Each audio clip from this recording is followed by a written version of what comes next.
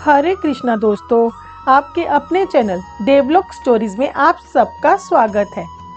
आज हम आपको भगवान श्री कृष्ण की तुलादान की लीला के बारे में बताएंगे। यूँ तो भगवान श्री कृष्ण की 16,108 रानियां थी, लेकिन उन सब ने अपनी इच्छा से श्री कृष्ण जी को पति के रूप में वरण किया था। उनकी 3 पटरानी थी जिनसे उनका विधिवत विवाह हुआ था, रुक्मिणी, जामवंती तथा सत्यभामा। उन सब में से श्री कृष्ण सबसे अधिक प्रेम सत्यभामा को करते थे। शायद इसी कारण सत्यभामा को उनके इस प्रेम और उससे अधिक अपने रूपवती होने पर बड़ा गर्व था। उनके मन में सदैव यही विचार रहता था कि अत्यधिक रूपवती होने के कारण ही श्री कृष्ण उनसे सबसे अधिक प्रेम करते हैं। ये बात श्री कृष्ण को कुछ उचित नहीं लगी।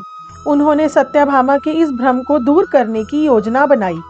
इसी को पूर्ण करने के लिए उन्होंने नारद जी को गुप्त संदेश देकर अपने पास बुलाया।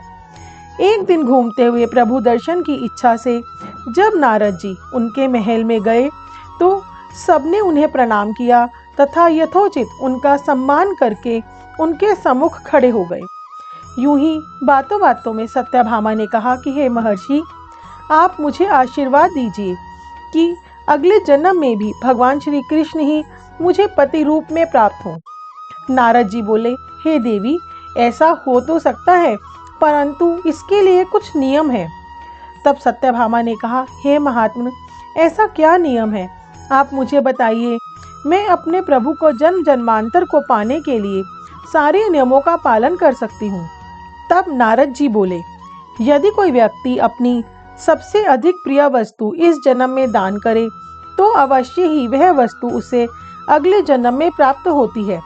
तो अगर आप भी ऐसा चाहती हैं तो आपको भी श्री कृष्ण का दान करना चाहिए, तभी वो आपको अगले जन्मों में भी प्राप्त होंगे।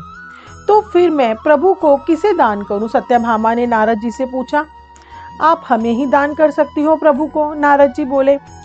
यह सुनकर सत्यभामा ने श्री कृष्ण को नारद जी को दान रूप में देने का निश्चय कर संकल्प कर दिया।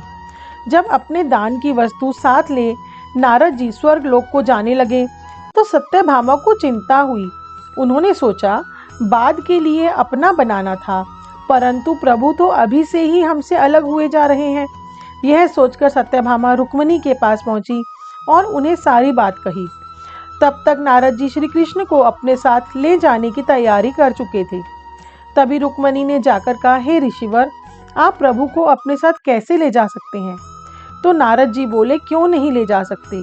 दान की हुई वस्तु को ले जाने में क्या हर्ज है? यह तो मेरे हो गए हैं। तब रुक्मिणी देवी बोली, हे मुनिवर, परंतु मैंने तो प्रभु को दान नहीं किया है। इन पर जितना सत्यभामा का अधिकार है उतना ही मेरा भी है, इसीलिए आप इन्हें अपने साथ नहीं ले जा सकते। इस पर नारद जी बोले, हे देवी, आपकी ये बात तो उचित है, परंतु सत्यभामा ने इन्हें दान स्वरूप मुझे दिया है, इस कारण यह मेरे हुए। यह बात भी अनुचित नहीं है। तब सत्यभामा हाथ जोड़कर बोली, महर्षि, कोई ऐसा रास्ता नहीं है जिससे मेरा वचन भी पूरा हो जाए और मेरे पति श्री कृष्ण भी हमारे पास ही रहें। नारद जी कुछ सोचकर बोले, एक उपाय है। यदि श्री कृष्ण के बराबर सोना व रत्न आप हमें दे दें तो हम श्री कृष्ण को आपके पास छोड़ सकते हैं। तब रानी ने खुश होकर तुलादान की तैयारी करने को कहा। तब तराजू के एक पलड़े में श्री कृष्ण को बिठाया गया और दूसरे पलड़े में रानी ने अपने आभूषण चढ़ाने शुरू कर दिए। धीरे धीरे रानी सत्यभामा का सारा खजाना उस पलड़े में चढ़ गया, परंतु वो तराजू का पलड़ा जरा भी नहीं हिला। यह सब कुछ देखकर श्री कृष्ण मन ही मन मुस्कुरा रहे थे। वहां खड़े लोग आपस में तरह तरह की बातें करने लगे। यह देख सत्यभामा ने कहा, यदि मैंने इन्हें दान किया है तो उधार भी लूंगी। यह कहकर उन्होंने अपने सारे पहने हुए आभूषण भी चढ़ा दिए, पर पलड़ा नहीं हिला। यह देखकर वह बड़ी लज्जित हुई और अपने किए पर पछतावा करके रोने लगी। यह देख श्री कृष्ण ने रुक्मिणी को सत्यभामा की सहायता करने का इशारा दिया। रुक्मिणी जी ने उनके इशारे को समझ लिया। वह मंदिर में गई और वहां से एक तुलसी की पत्ती ले आई तथा उस पत्ती को स्वर्ण आभूषणों के पलड़े में रख दिया। तुलसी दल रखते ही तुला के दोनों पलड़े का वजन बराबर हो गया।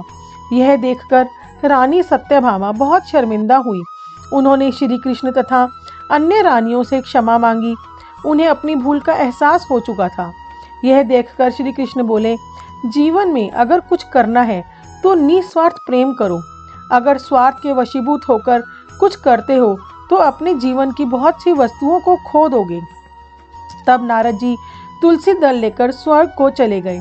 रुक्मणी श्री कृष्ण की पटरानी थी।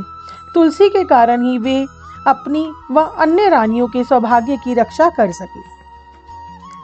दोस्तों, आपको ये कहानी कैसी लगी हमें कमेंट करके जरूर बताएं, क्योंकि कमेंट ही एकमात्र साधन है जिससे हम जान सकते हैं कि आपको हमारी कहानियाँ, कथाएं और सभी वीडियोस कैसी लग रही हैं।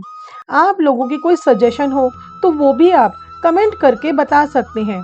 ऐसी ही प्यारी प्यारी कहानियाँ और कथाओं को सुनने के लिए हमारे चैनल को सब्सक्राइब कीजिए, बेल आइकन प्रेस करना ना भूलें, जिससे जैसे ही हम कोई नई वीडियो अपलोड करते हैं तुरंत ही आपको नोटिफिकेशन मिल जाए। हमें इतना प्यार और सहयोग देने के लिए आप सबका बहुत बहुत धन्यवाद।